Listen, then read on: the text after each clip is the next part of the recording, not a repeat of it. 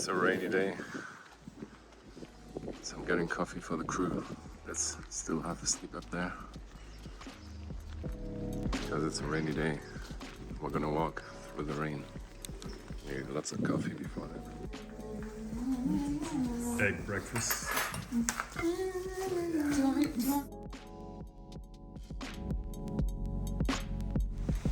Alright, Astorga, that's it. You disappointed me a bit. You were so alive last year, and this year everything was closed because you were protesting against something. Anyway, we had a good night anyway yesterday, so all good.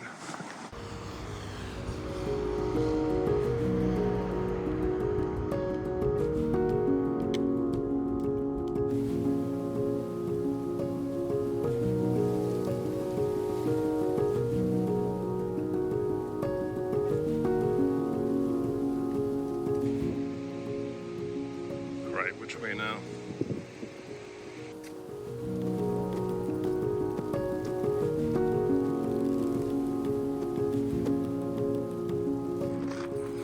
This is the bit that I walked at night last time, which was very exciting and mystical. I'm very happy to see it during the daytime because it's a very beautiful leg of the Camino.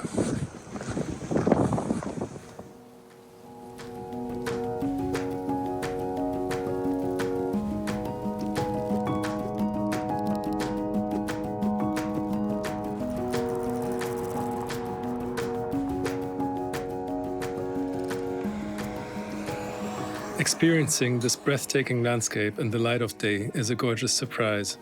Last year, my friend Seamus and I embarked on an unforgettable, hallucinatory overnight walk from Astorga to the Iron Cross, determined to get there by sunrise.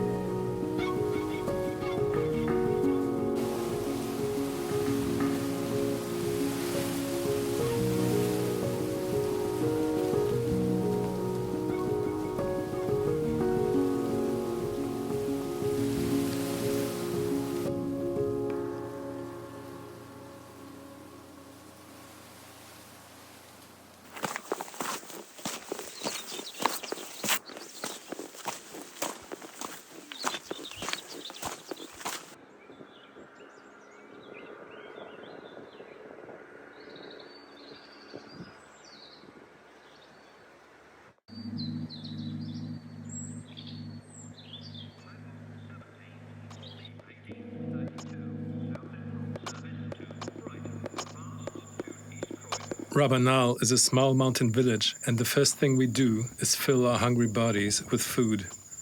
We need it. We then take over a corner of the albergue and mentally prepare for the snorchestra that awaits. Rabanal albergue. We'll see what it's like, but it's kind of medieval. Interesting.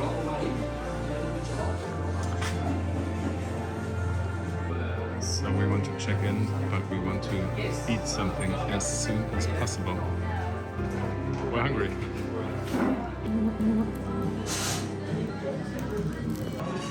Eggs, pork, macaroni.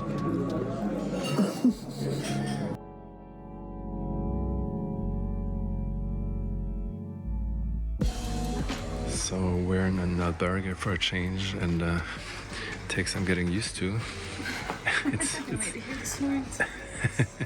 It's new for us. This is the face of suffering. Gabriel, are you ready for the? I'm gonna go ahead and get my earplugs out now. Imagine. We just look over and they're spooning. Yeah. Rabanal, full of life. As we sit in a café sipping terrible coffee, I grumble about the cold. I'm an insufferable grump without sunshine. The Camino continues testing my limits. Why? So Rabanal is kind of shit. Because also this coffee isn't coffee. And this yogurt isn't yogurt. Me too, I saw earlier. So now we're freezing under this thing here. Oh no, Garrett, positive. And it's raining too. And I'm hearing complaints that I'm negative. I'm not negative, I'm just telling it like it is. And it is as it is. And it's cold. Look at the plants already dead. These are still alive, but probably until tomorrow. So we're having dinner here at this little place that has all these things. Look here they are. Pilgrims, menus. Nice. It's Garrett approved. That's approved. As long as Garrett's happy, I'm happy. Yeah, exactly. We'll probably There's my chicken as the main course.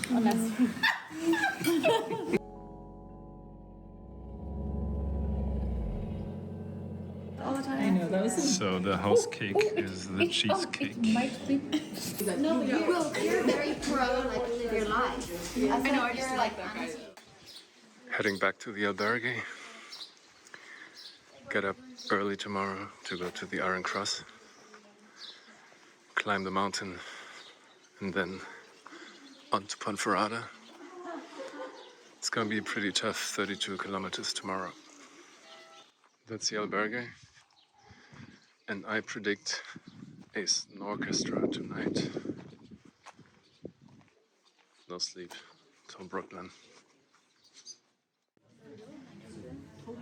They're discussing the strategy. What's the strategy for the night? Get in bed while it's still light. Oh yes, thanks for delivery. Gracias. They're the normal girls. It's raining.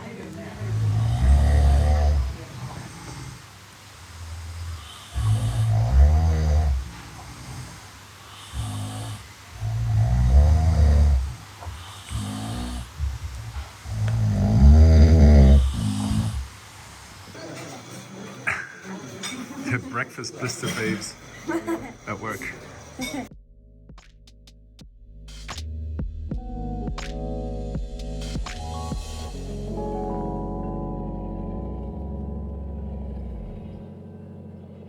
Day 24.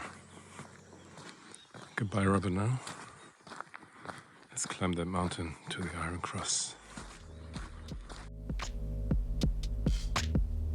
The ascent towards the Iron Cross holds a magical, fairy tale-esque quality, like stepping into the unknown. It is a trippy, almost surreal experience. The rock I deposited last year must still be there among his friends.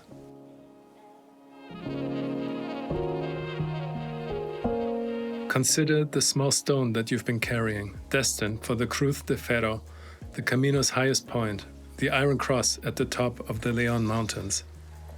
And now think of what it can hold if you want to inject it with meaning. The Camino won't magically stop intrusive thoughts holding your attention hostage. On the contrary, it is likely to get worse before it gets better. That's because on the Camino, you have more time to think about things and less things to think about. With plenty of time to ruminate, your mind may go into overdrive. The trick is permitting thoughts to come and go. Although initially unsettling, you can reach a balance if you refrain from resisting the flow of consciousness. Observe the thoughts, then let them drift onward. This meditative release may reveal, in time, greater peace of mind. And when clarity seems elusive, just trust the Camino's process. Think of it as an entity caring for you, one way or another. The Camino follows its own logic.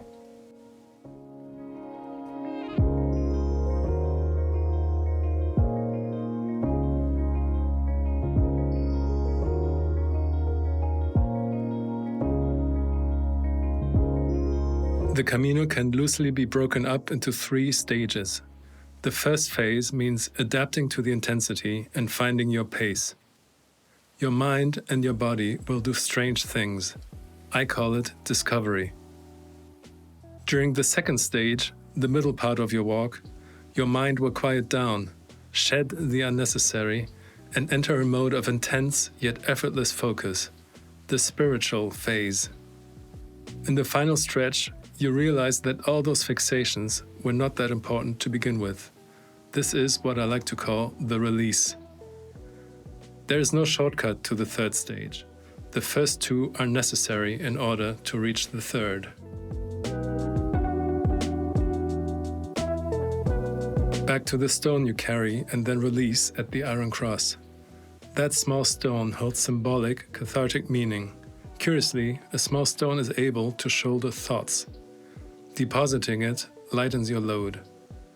Joining other stones at the moon of the cross, it becomes part of a centuries-old ritual of release and reflection. It is no accident that this ritual takes place in the final third of the pilgrimage. That small stone plays a big part in the game of the Camino.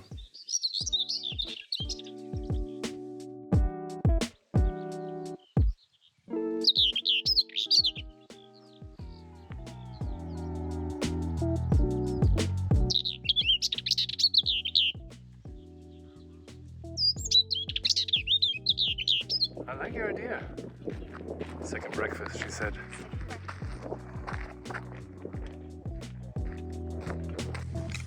Breakfast number 2, coming right up. Right up.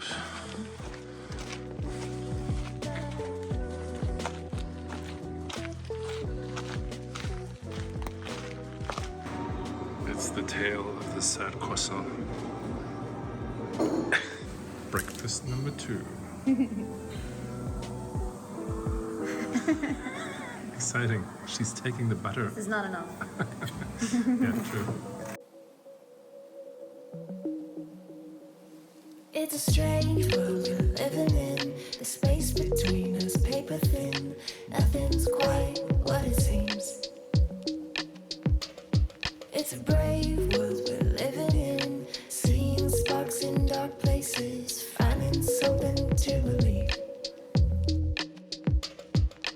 Now that we're far, I see you closer. Now that we're not talking, I know you better. When we get out of this, I want to hold you closer. When we recover, will we remember each other?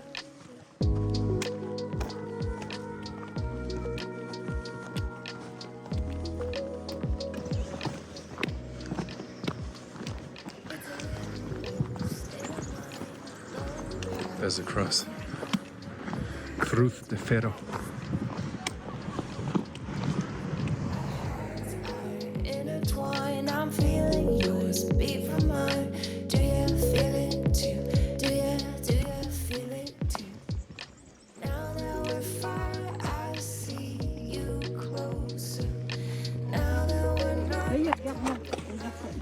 These are our rocks. Closer. Now that we're not talking, I know you better. When we get out of this, I want to hold you closer. When we recover, will we remember each other? When we get out of this, I want to hold you closer. When we recover, will we remember each other? The Iron Cross.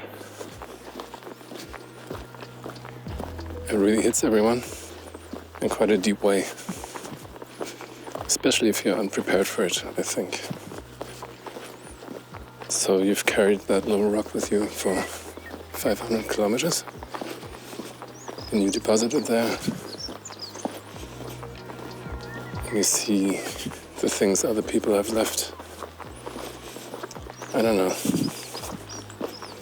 It's quite an intense moment. Very beautiful.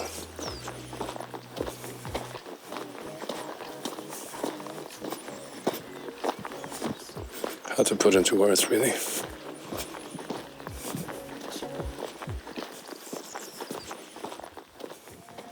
Daddy's already here testing the coffee.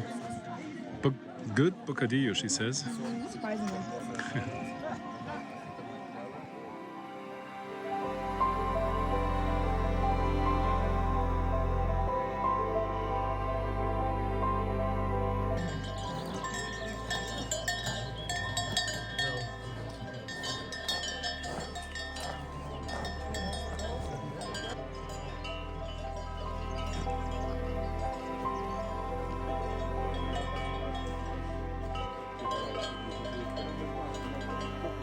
You're unlikely to find actual answers, but you'll also discover that's not the point. What the Camino can do, however, is soothe your nervous system into some form of enduring tranquility. The stone and some thoughts stay at the Iron Cross. One way or another, through deep immersion, the Camino lends clarity to issues once obscured, even if solutions don't magically appear. The Camino grants not answers, but perspective. It offers insights, not remedies. From afar, the house of cards that is our life takes on new dimensions. Examine and release what no longer serves you and reshuffle the deck. Keep setting one foot forward and then the next, and the next. Some of your thoughts remain at the Iron Cross and you continue on your walk.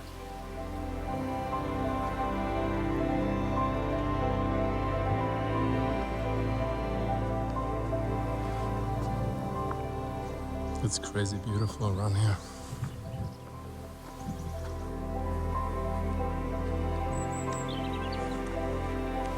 And here's the sun again.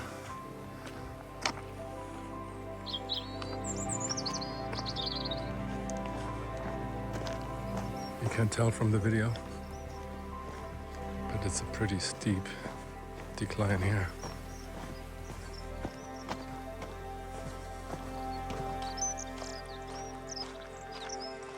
I have a nearly obsessive need to photograph things in order to fully grasp and mentally process them. Taking photos and videos is an indispensable part of how I make sense of life.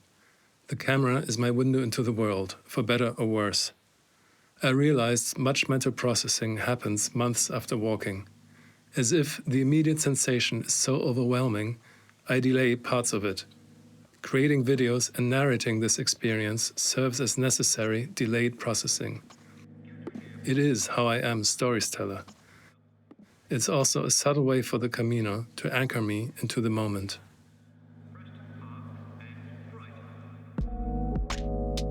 This is the small village of Ascent, where last year I got bedbugs in an albergue. This is where we had lunch. Yeah, I would love to, because it's like the best part. I tried doing it, and it just will not stop squeaking. Why is there no sun? I want the sun. Look, there's a little bit of sun over there. Just a smidge. Here we go. Yes, that's what I want. Wow. This feels very trippy, I have to say.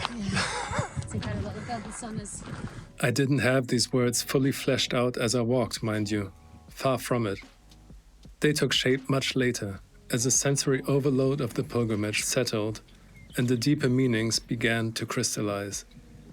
Almost like decoding mysteries sensed in the body before the brain can distill their significance. I often dream of the Camino.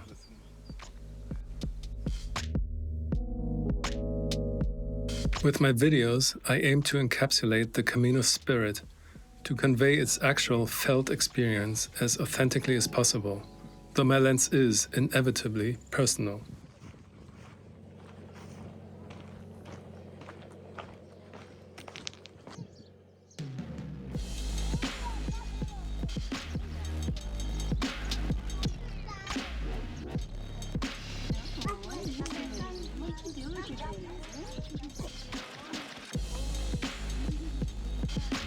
I recognize that not everybody has the opportunity to walk the Camino. No. But I urge those who sense even the faint spark to light that candle. That initial flicker of interest sparked a transformative adventure for me. That first spark I once felt turned into growing wildfire. But it's easy to get caught up in the planning phase, consuming tons of information and watching numerous videos. This can make you a spectator of your own adventure. Action is the key. The truth is, if you don't take the first step, you might never do it. With a pair of legs, you can walk it, and that's all you need to know. If you feel the urge to walk growing within you, give in to the temptation. I didn't understand my own growing desire to walk, but I followed it nonetheless, and the reasons became clear in time. But first, you must take that initial step, literally or symbolically. Arriving on the Camino, you strip away all pretenses, carrying only what you need on your back. Among fellow travelers, you're all starting afresh, unknown to each other. No one is aware of your darkness, of your brightness, or of the things inside you. It's a clean slate for everyone.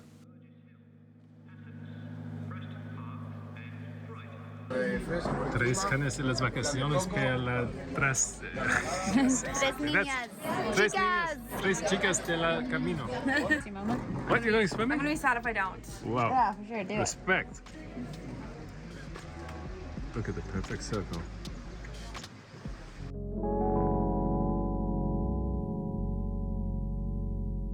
That's Addy over there. It's swimming in the river of Molina Seca, whatever it's called. The experience is a delicious mix of connection and solitude. It's an opportunity to self-reflect, to connect, and to try to figure things out. The Camino provides what you need, often in unexpected forms, through the people you encounter. 6 p.m. We're barely getting in. It's been a long one. Where is the apartment? Ponferrada. It's a good start of Ponferrada. Not bad, not bad. Hello, castle.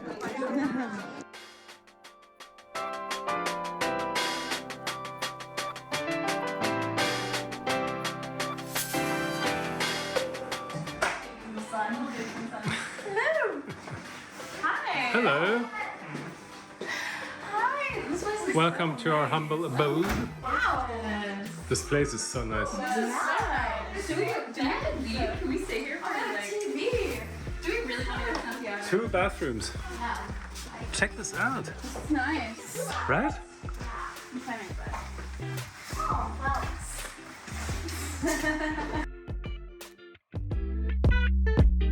Onto my bag. No. And nobody noticed I walked out with it. So now you're making me wear the loot. It's like her, like, and you're like, oh no. Ponferrada. It's lively. Yes. One of these. Tinto de verano.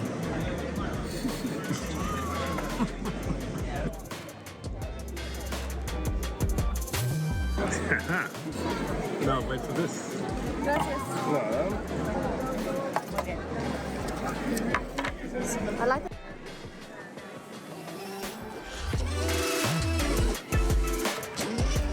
Wide-eyed, and then the flash, like...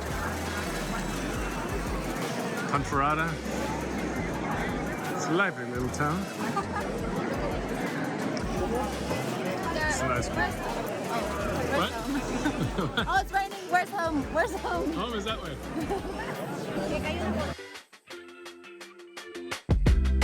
Kelly's mom's in there by 8.